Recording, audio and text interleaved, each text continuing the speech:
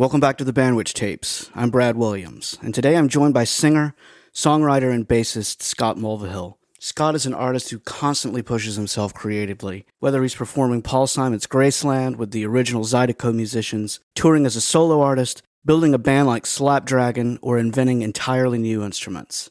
In the conversation, we talk about Scott's deep connection to Graceland, the challenges and rewards of singing while playing bass, lessons learned playing with Ricky Skaggs, and the creation of his database instrument, a custom upright bass that blends performance and technology.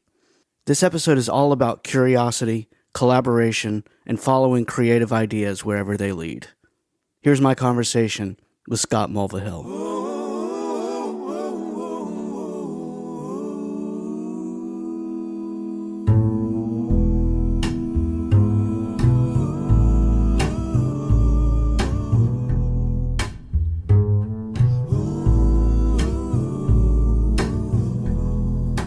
Nothing like a blank page, get to start from scratch.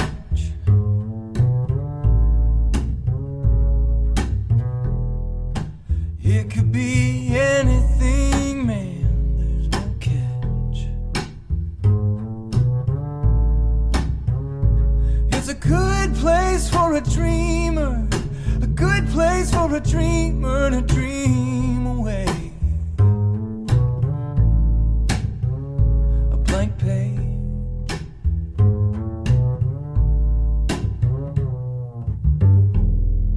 There's nothing like a clean slate, you get another shot.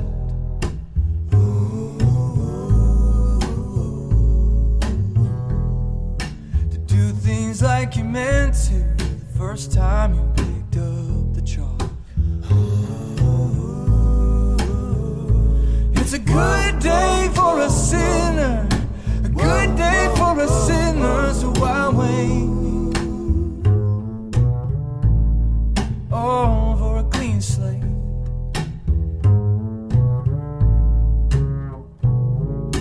Sometimes I get caught up where I never meant to be. It's the curse of being free, the curse of being free. But baby, it's a good day for the travelers and the sinners, all the would-be winners, every day begin again. Scott, welcome to the podcast. How are you? What's up, Brad? I'm good, man. Yeah, we've been talking about this for a while. I'm glad we're finally sitting down and chatting with each other. After scheduling mishaps. And It's okay. It's good. We're finally here. So as we're recording this, you just got back from Lafayette, Louisiana. I have to make sure you're pronouncing the city name correctly. Lafayette. It's Lafayette. That's right. Yeah. I lived there for 2 years and just absolutely loved the city. And I'd love to know about the show that you did over the weekend. It's quite amazing. Yeah, well, you're probably familiar with the ACA, the Acadiana Center for the Arts. I am. And so we performed. I've done this show for years in Nashville, but this was the first time I've brought it to another place. We performed Paul Simon's Graceland album in the ACA in Lafayette. And that's a very purposeful location to do that record because part of the album was recorded there. You hear Zydeco bands and the last tracks of the record, and specifically a song called That Was Your Mother. And what was incredible is we had some of the original musicians on that track as guests in the show. So Rockin' Doopsie Sr. was the Zydeco musician, and his band got together with Paul Simon back in the 86, I think this was done. And they recorded that original track, and his sons were playing drums and washboard on it. But and Doopsie Sr. has passed away, but all his sons play music, and so Doopsie Jr., his son who played the washboard on the album, was our guest, along with his brother Anthony Doopsie and Tiger Doopsie on the drums, who was on the drums in that song too. So it was really, really special. And they were just, they stole the show in the best way. It was an incredible performance from them, and just a treat for me to get to experience a genre so authentically, because, I'm really just a kid from the suburbs. Like, I just love that music. Yeah. I just love that music so much. And it touched me when I was a teenager. And that's why I play it to this day. It's kind of a big, long labor of love that I just like, why do I go cover Graceland? It really is just because it's got a personal significance to how I came to fall in love with music. And so I love paying homage to it. And to have some of the original cast on the record there was truly special. And I've got to do that with Bakiti Kumalo, who's the bass player on most of the record. He's one of the South African musicians. So it was actually kind of, eventually I'm going to touch all parts of this album, I think, where, playing with Bakiti in years past, and we'll do some more stuff in the future. And then it's in this trip playing with the Doopsies for that other side of the record, because there's like some South Africa, some Zydeco, Louisiana. And as I was telling people on stage and in the audience, really what makes that album, the link between all these different sounds, is the accordion. It's, there's like an accordion element, strong accordion element, and it's running through that record, and from Africa to Southern US, so it's a cool undertaking, and quite an undertaking for me. It's a lot of people involved in that show, but it teaches me so much every time I do it. It just reminds me what I love about music in general. I would imagine that performing that album with different casts of characters brings out so much of the material, so many different levels of that album that you may experience in a new way every time you do it. Yeah, and working with different musicians, this time I had a slightly different rhythm section because some of the same people were a part of it that I've used in Nashville, but some of the people who have played it couldn't make the trip. So training up new musicians on that music, it just allows me a chance to dive deeper into it as we're trying to recreate those grooves and the sounds. And there's so many talented people here in Nashville. It's kind of casting more than anything. It's like, who do I know will put in the time and can play those things? And they did a fantastic job. Truly, everybody awesome. did. Yeah. And, being in South Louisiana is not too bad either. And like you were saying, it's one thing to hear people play a style of music, but then to go to the source and hear it played the right way. It's like going to Texas and hearing a 4/4 shuffle. It just feels different, right? It feels different. It does. Yeah. It's amazing.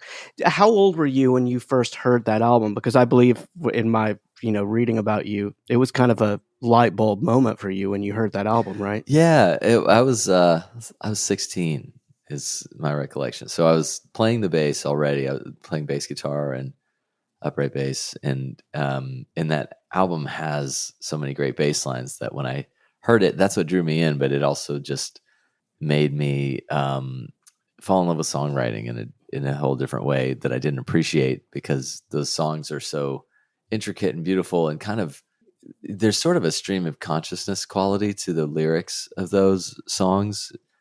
And I just hadn't really heard anything like that before. And it made me think about writing in a different way. Or I hadn't thought about writing really, like I was just a kid who liked the bass. And then as I was listening to that, I was like, man, these songs are amazing and deep and kind of funny. There's kind of a lot of little quirks about that record in the writing. And it's unlike anything. I think that's why it stuck with me so much. It is a really unique piece of work. And it's sort of bizarre, but beautifully so. I love Paul Simon in the way that if I want to just listen to a great groove, I can listen to it. Or if I want to listen to some complex harmonic changes, that checks the box. If I want to hear great lyric writing, I mean, he's the total package. It just does it all. Yeah. Yeah. So you were just telling me before we started, you've been quite busy. Where all have you been playing? Yeah, I've done some shows regionally. I live in Nashville, so I played in Columbia, Tennessee, which is about an hour south of us, at the community college there. They have a theater. I played that. just about 2 weeks ago. And then I played at Eddie's Attic, a fantastic venue in Atlanta. I played there quite a few and- times. It's a great venue. Yeah, of course. You lived in Georgia. So Yeah. played Eddie's, and then I played at a great place called the Newberry Opera House in Newberry, South Carolina. And then I came home and basically turned it right around. I played a private event in Fort Worth, Texas on Tuesday of last week, the 18th, and then on the 20th, Lafayette. So it was just a lot of, the last couple of weeks have been a lot of travel. And in fact, I'm leaving again tonight to go back to Atlanta and perform with Cody Fry and the Atlanta Symphony. I'll be performing with Cody Fry's Christmas show. And when I do that show, I play bass with Cody in the whole show. And but he also wrote a beautiful symphony arrangement of one of my songs, and we'll be performing that as well. I'll kind of get a guest spot in the show too. So I love doing work with Cody and performing his tunes, and then getting to do one of mine as well. It doesn't really let up until late December for me. I'm doing stuff with Cody across the country. I'm doing some Christmas shows at a place called Blue Rock Artist Ranch and Studio, December 11th and 12th, in the midst of all that stuff with Cody. And so it's going to be a lot of traveling for your friend Scott. A lot of traveling, and I imagine it's exciting that you've been able to, you're playing with different people, playing a lot of different material. I imagine that keeps things fresh too. And It exciting. does, and it kind of, we can touch on everything that I'm doing. Sometimes I give myself so many plates to spin. I'm like, why did I say yes to? No, but I love doing all of it. It's exactly what you said. It keeps things fresh and new for me to be involved with certain projects. And then there's just things that are great opportunities that I love to do. It's even if it's like, okay, this is a bit of a stretch, but I really want to do it. I really want to make it happen. And I would say, some of those things, they build on work I've done in the past, at least. So when I'm booking and then setting up and planning the Lafayette Graceland show, at least I've done Graceland before, and it was still a tremendous amount of work getting, 15 people in the show organized and ready, and some here in Nashville, some locals, but local Lafayette people, really talented artists there, joined us. And, so there's a lot of work, but at least I know my parts, and I have to brush up, but not learn everything from scratch. So, yeah. But some of the stuff I've also been involved in, and to your dear listeners here, if you're like, man, this guy is all over the place. Yes, it's true. But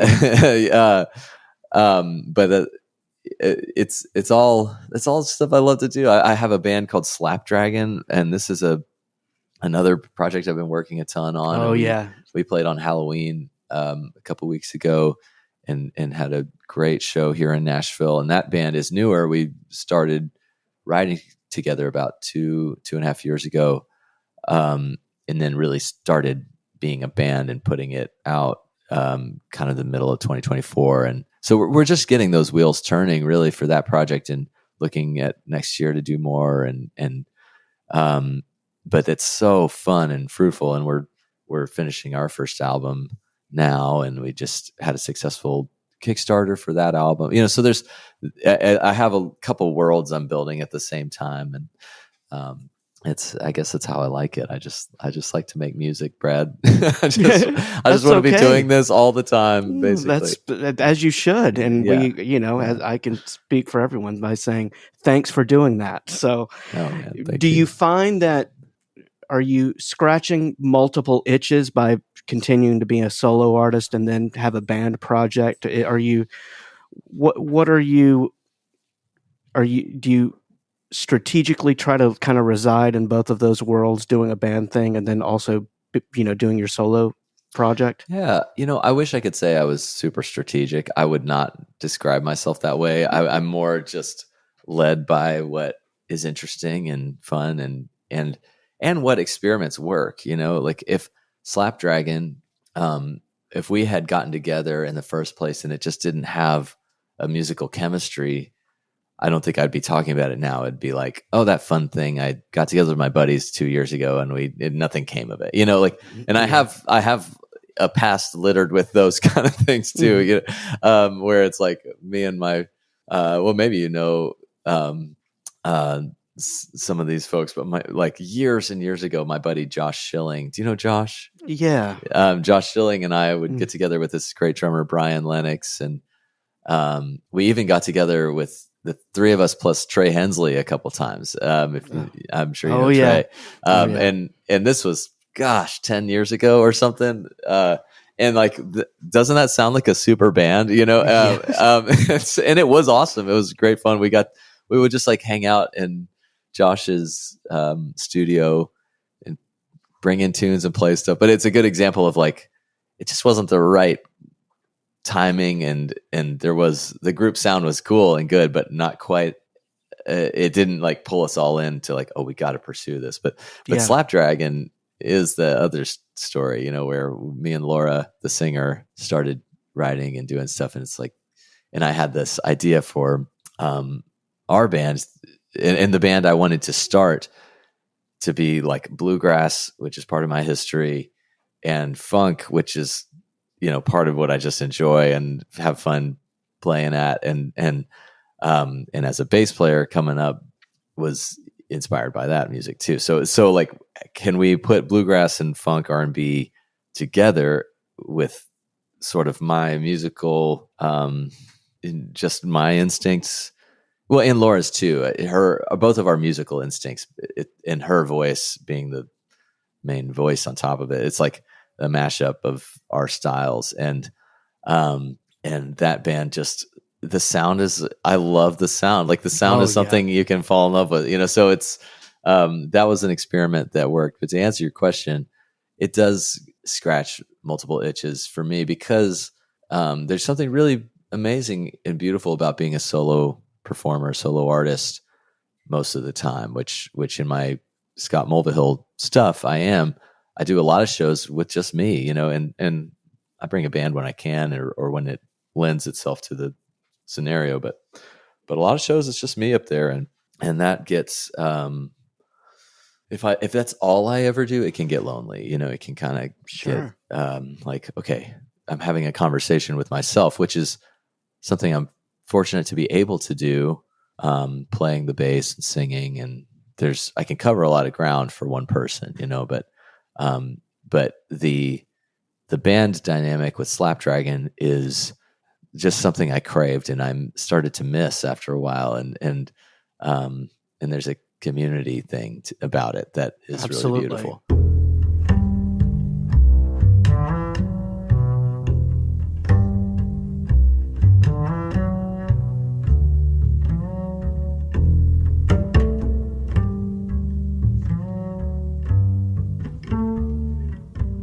I've been naive and foolish. My eyes only seen what they wish denied. The crimes in front of me.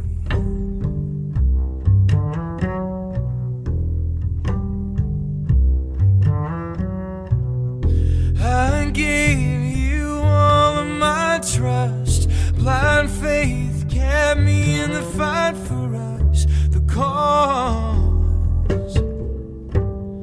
was lost, and I should have seen.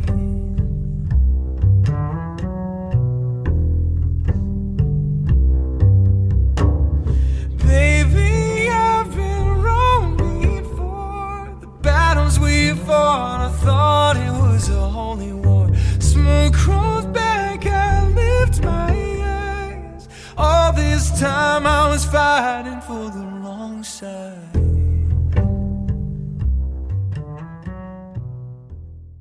I think ultimately we're built to collaborate and work with others, and I love everything you do. I love your solo thing, man. I could listen to you sing all day long.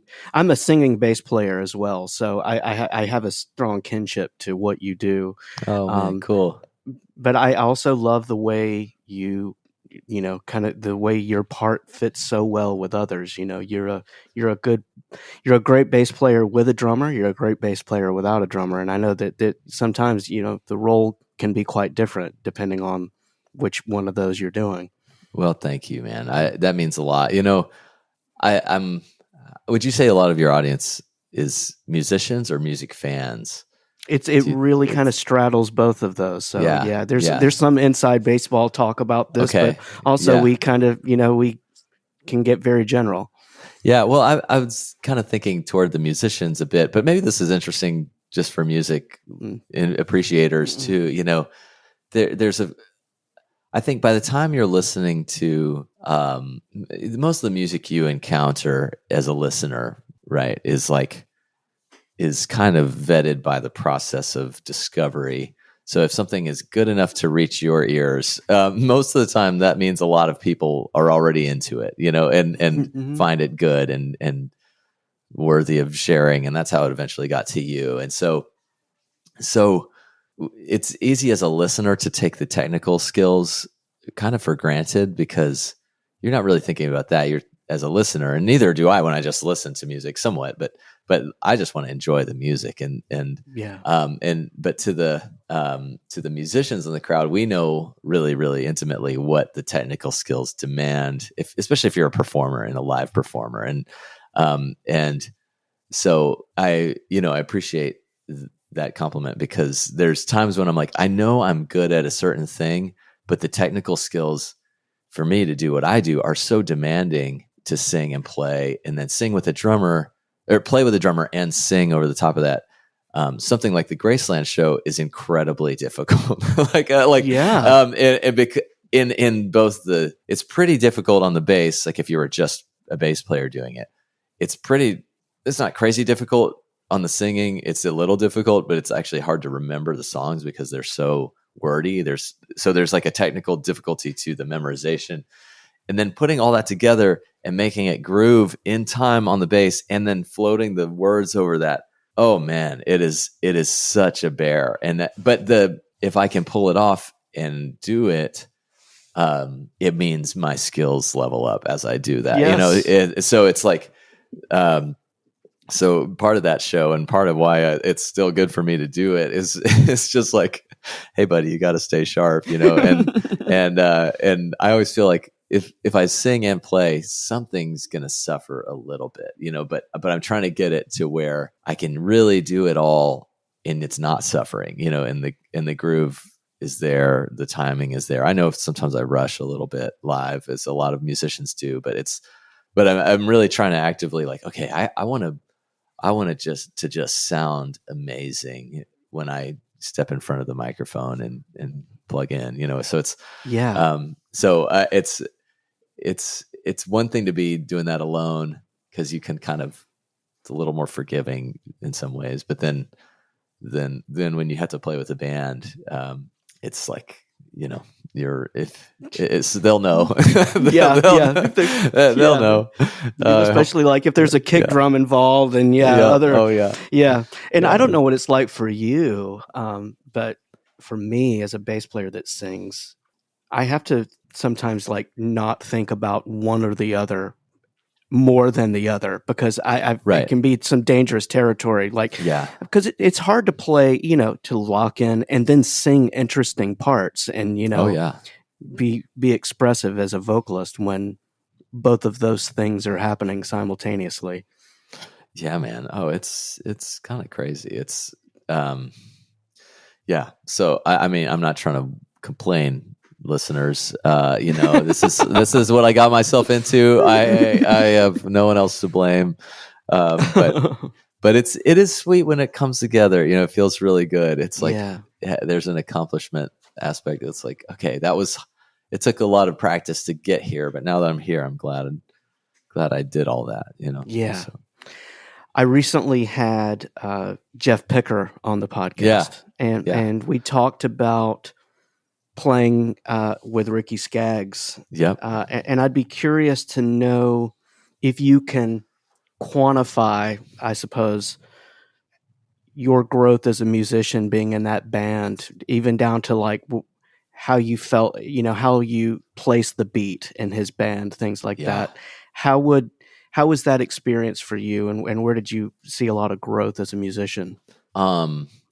It was it was like grabbing onto the last car of a train moving and then but that train is already moving and you have to keep up. It was really fun. It took me about a year to feel good in the band, I think, and Jeff said the same thing. He said said Really? it took him about a year wow, to okay. really, it's really interesting that you both That said the is same interesting. thing. Yeah. It was because how do I describe the time feel? It is so on top of the beat, bluegrass in general. And then what I did learn about bluegrass playing with Ricky, and then like stepping in with other bands, and this is true of every genre, but bluegrass maybe is especially true because there's no drum set. Every band has such a different feel to the way the system of the rhythm works. And it is a little system. It's a little ecosystem.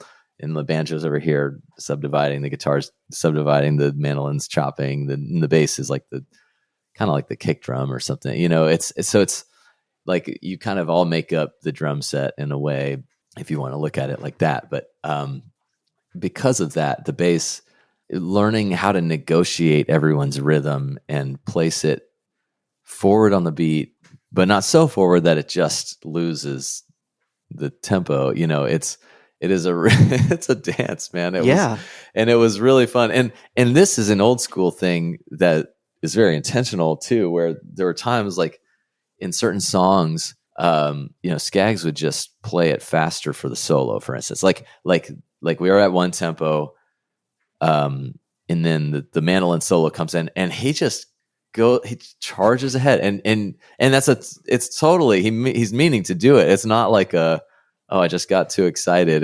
But it's like part of the thing. It's like that tempo shift is part of the excitement and the magic of that song. And then we might relax a little bit back into the verse, but relaxed is a relative term for that music. It was not entirely relaxing.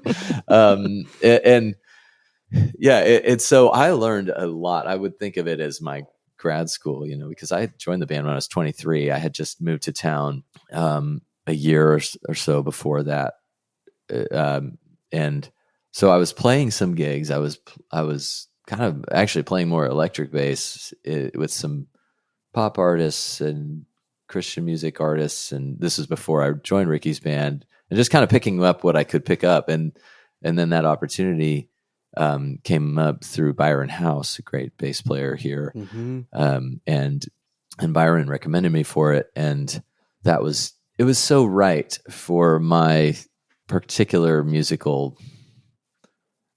values and just what I love to do and what I love to play. It was so right for me as an opportunity. I hope I was right for the band. I think there were lots of recordings. Yeah, you sound fantastic. Well, yeah. Thank you. I think there were a lot of people more qualified, honestly, especially when I joined, because I was really green to the genre, but it was certainly right for me in the terms of, okay, this is an amazing band to learn in and grow from. And kind of like you were saying about the Zydeco thing, having the authentic musicians there's just nothing that could replace that depth of those people who grew up living, eating, sleeping, breathing that music. And there's just a different feel, and it is so strong and it's so powerful. And that's the kind of bluegrass I got to experience and play with Ricky, because he is that true, close to the Genesis sound of that music, so, it's like playing jazz with Miles Davis. It's like, you can't replicate that depth that Ricky has with that music and people of his generation and stature. So I was really lucky, man. I just got to truly be with the master on that.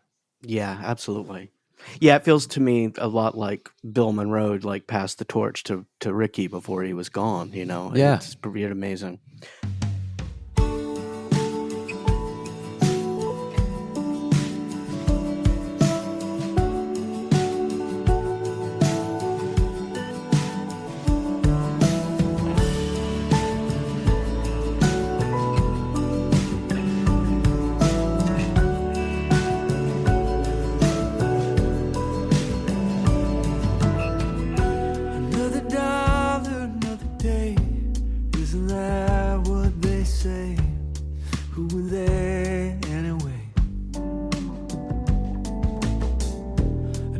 doubt through my head. A weekend morning spent in bed, another hour wasted. And if tomorrow looks the same, well, who am I to blame? Who am I to blame? There's no one else asking why. We're just barely getting by. I'm so desperate, desperate to matter. We can do more than survive. We can do more than survive. I'd love to ask you, lastly, I'd love to get some information about, because I've watched a lot of videos, watched your fantastic TED Talk, by the way. Thank It was you. really good. Thank you. About the database. This is It is quite an ambitious endeavor that you're on with this thing, and It is. it's really cool. I'd love to know.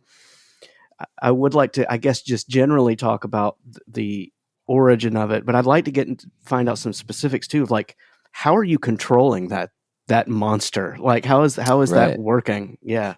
Well, it's maybe all the conversation we've had up to now leads well to this, because we're talking about the technical aspect and the song, the dance of like trying to sing and play.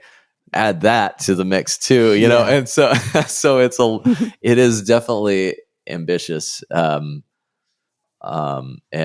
it's challenging, but it's also opens a world of sound to me that I can't do alone without it. So what database is, for any listeners who are not familiar, it's an upright bass that I made that incorporates MIDI triggers and sampling. So with the triggers on the database, and I did do, as Brad mentioned, a TED Talk on this. You can see it and hear all about it, and the way it works and the values behind it too.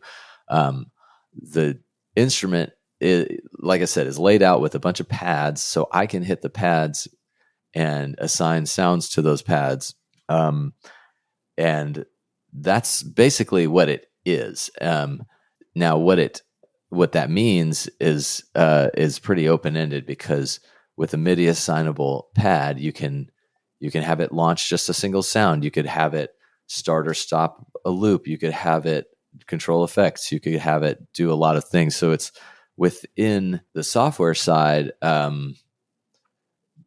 either on the instrument itself, there's a software component that is like the MIDI controller, and that basically I coded and had some help from a friend that I grew up with. One of my buddies from high school is an actual software engineer. So I was cool. starting it. I'm like, Chris, help. I'm like, I have it like barely limping along working, and he helped me clean up the code and kind of get it more laid out like a smart person would do. And I'm really no coding engineer. I just kind of I was like, gosh, it's been a long time since comp sci and my sophomore year of high school, but it was fun to try to brush off some of that. And so there's that aspect, but right now I have the MIDI controller on the instrument talking to Ableton on my laptop. So Ableton's very flexible, powerful software, and I've used different softwares with it, Mainstage, sometimes Ableton, sometimes, but so it can talk to a lot of different softwares if you need it to, but right now I'm working in Ableton, and that is helpful for me to, think of the bass as the physical instrument, and the pads on the bass are my physical interface to control Ableton on the laptop, and then the audio runs out of an interface. So it's kind of a multi-part thing, kind of like if you had a keyboard patch on your computer, but you were controlling it with a keyboard. It's similar to that. So there's a lot of layers to how I use database, and like we were talking about, there's the technical playing the bass, there's the build of the MIDI pads on the instrument, and then learning a song and creating a song with it means I'm producing sounds or finding samples and laying them out on the pads, and then learning how to play the song, with like working in the samples between what I decide to play on the bass, just as a bass, and then like, where can I fit in the pads? What do I want them to do? Here's little loops, here's drum sounds, here's synthesizers, here's vocal layers. And, so there's a lot of, it's kind of production and it's kind of performance at the same time. There's, it's a little different every time I perform it. And so the reason I'm doing it this way is that I don't just want to hit play on a backing track. I want to have the benefit of a backing track where now it's larger than life. Now it's something that is more than what I can just do alone.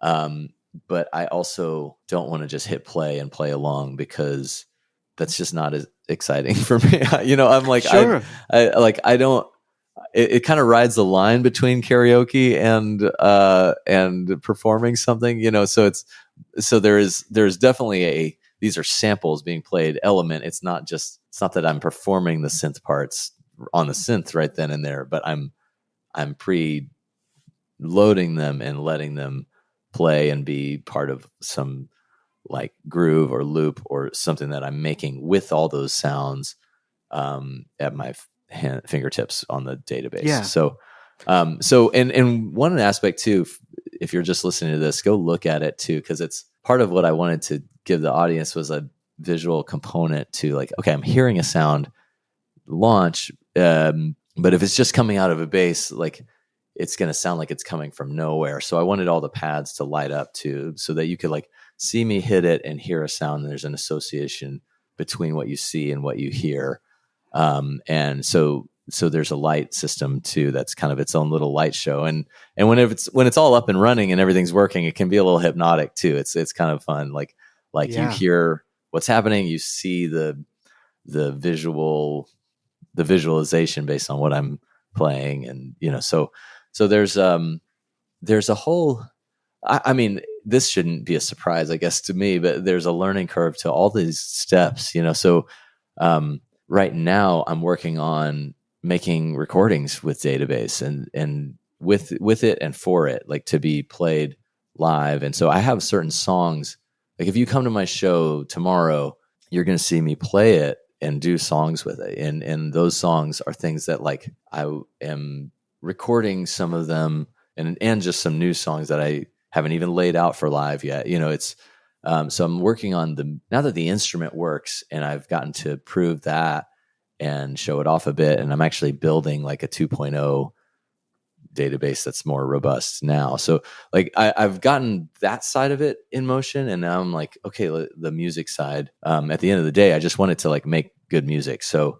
I'm in the studio kind of trying to figure out how exactly that works and how it comes, how to make it come together into something compelling. Cause there's a,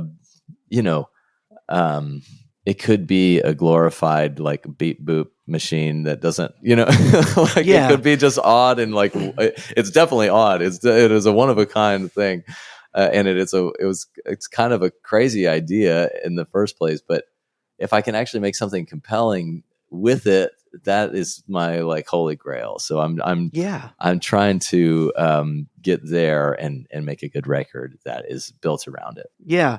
Well, and it's, believe me, as a as a listener and someone who's experienced it, I don't, there's like no gimmick to it or anything. It's like, oh, thank you. It's reminiscent of I don't know if you saw the Pat Metheny did an orchestrion thing. Yes. Yeah. It's reminiscent of that, in that there's MIDI information that's controlling something, but at the root of it, it's requiring you to be a creative person to make it happen. Yeah. And that's what's happening first. And you're leveraging the technology to do what you need to do musically. So I have a lot of appreciation for what you're doing and how you're doing it with that. Thank you, man. Thank you, Brad. I appreciate that. That's that's the goal, is that, that's what it's for. So Yeah. man. Do you find that has it changed you as a bass player? Like when you go back to just playing bass after that, it's like, oh man, this feels easy compared to if I'm doing all of that at the same time. In some ways, yeah, it kind of at times also lets me do a little less with the bass, because one of the traps for me as a solo acoustic performer is like feeling like I have to do so much on the bass because I'm trying to cover so much ground as a solo artist. And Sure. and for your listeners too that don't know my history, I've my first album came out in 2018, called Himalayas, and that's got a lot of like solo tunes and some stuff with a band as well. I've released a couple records since then. But the songs I do solo and when I perform solo, it can end up feeling like, okay, I'm trying to cover everything with just a bass, an acoustic upright bass. And that can feel a little like counter. On the plus side, it can be really beautiful and amazing. And there's, certain songs that just work really well that way. But when I get into like, okay, how do I make more sound? How do I keep this idea fresh in a show or on my next record? Like I end up tempted to pack too much in to the bass arrangement, where I'm like, okay, I want it to have a lot of rhythm and a lot in the bass line, and there's like a counterpoint aspect, so you kind of get the impression of chords, and those things all add up to something cool sometimes. But on the other hand, they can also add up to something where I'm like, hey, I'm just trying to use this instrument for too much that it's not designed for, and it just kind of doesn't always add up the way I wish it would, So Yeah. So the nice thing about database is it kind of frees me to let the bass be the bass,